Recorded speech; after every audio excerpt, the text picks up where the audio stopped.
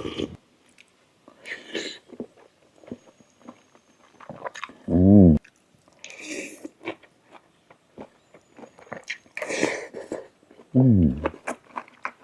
งเอิสำเนียงเราสวัสดีทุกคนครับไก่เราตะเย่งวันเอาตึงเฉียบปอยมึงจอบเราหนงไก่น้องวันเอาเกิดแขวะแกงเปอร์เซมหอมนะแขวะแบงทั้งในนะจุดเราสัมปะแหลกเลยเราได้กินเฉียมกับเชี่ยข้อมันงนะอย่างที่เชียเดตีต่อมันประเมินก่อนเชียรับไก่เนี่ยเชียให้ได้เราละวันนี้ก็แกงเปอร์นะครับเนี่ยหน่อไม้ที่ไปหามาเองวันนั้นเนี่ยน่ากินมากๆครับเนี่ยที่ร้อนๆเลยครับแซ่บๆครับมากินด้วยกันนะครับจริงเชียนกับมือจอดเราแล้วนะโอเคมากเลยครับวันนี้ก็ไม่มีอะไรไข่เจียว2 ฟองครับมาไม่จานแบร์ใหม่เราแล้วนะมันน่าเชี่ยจานแบร์มันนะโอ้เจียวปอน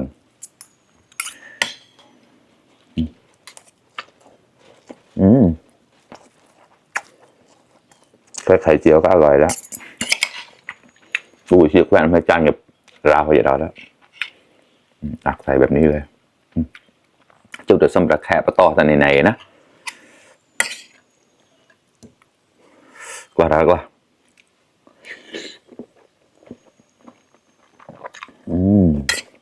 ราวอร่อยมาก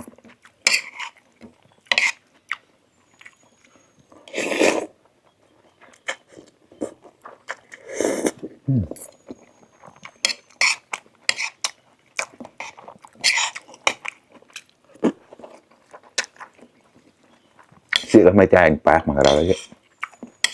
กินกับไข่เจียวเข้ากันเนาะมา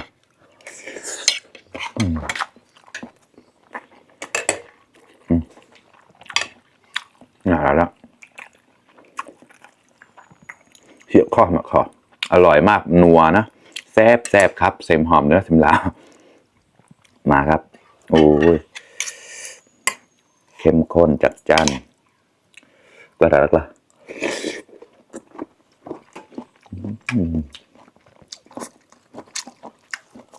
อร่อยมากฝีมือคนมอญนั่นเนี่ยไม่ใช่คนไทยด้วยแต่ก็อร่อยก็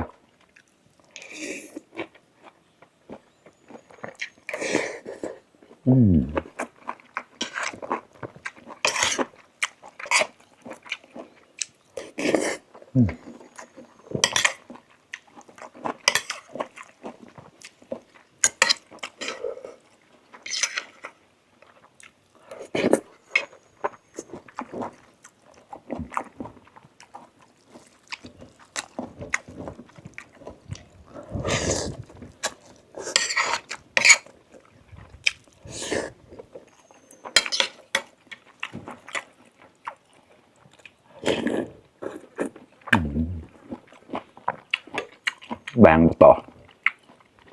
เลยเจอจิตtình này cũng cầm đó nhà mà tôi lấy chơi cái quầy đó buổi chiều được cả nó nha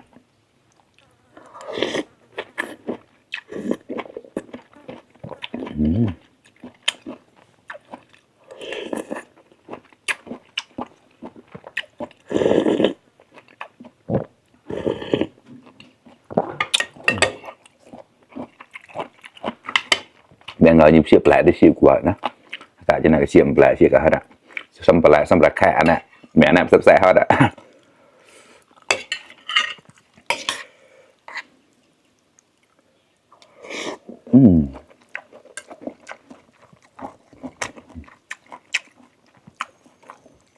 ต้องแบบนี้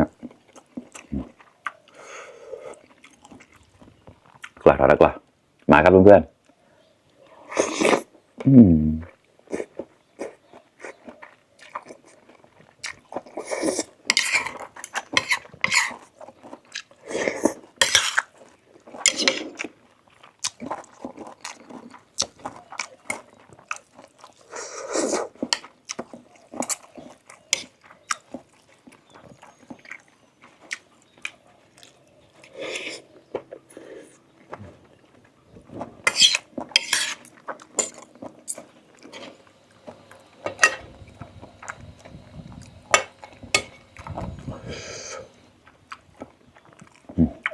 ราคา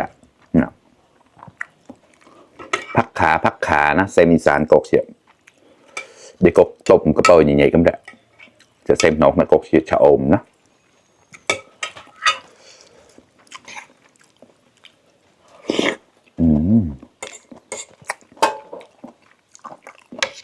อร่อยมากดาวมากครับ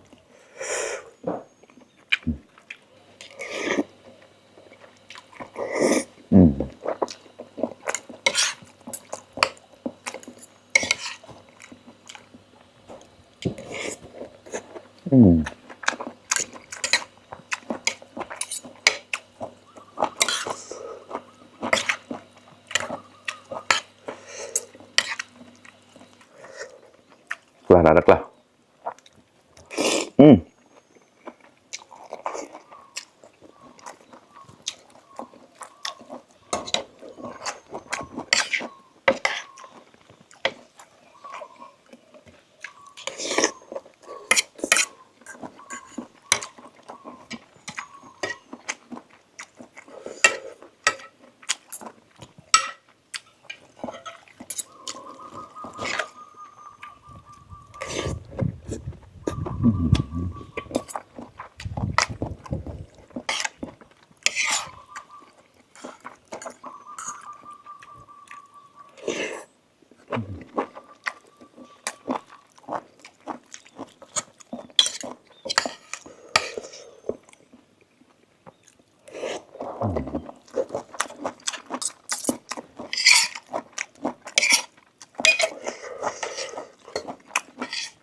บ้างหลากหลายก็เกิดแบบบัตรไต่จอดกระเจียวแล้วนะ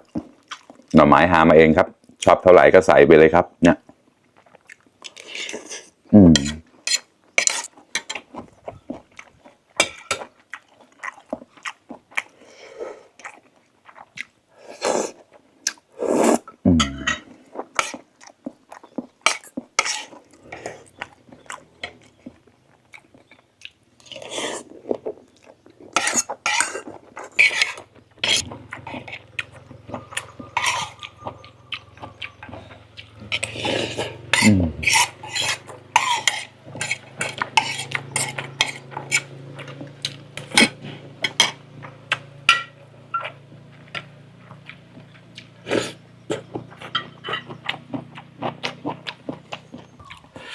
โอเคครับเพื่อนๆอิ่มมากๆเลยกับข้าวอย่างเดียวแต่ก็อร่อยมากครับเชือกข้อเราตะเยอะแควะโมไซเทระนะแควะจุดละบะแหละเชือกข้อเมาส์มาคาราตะ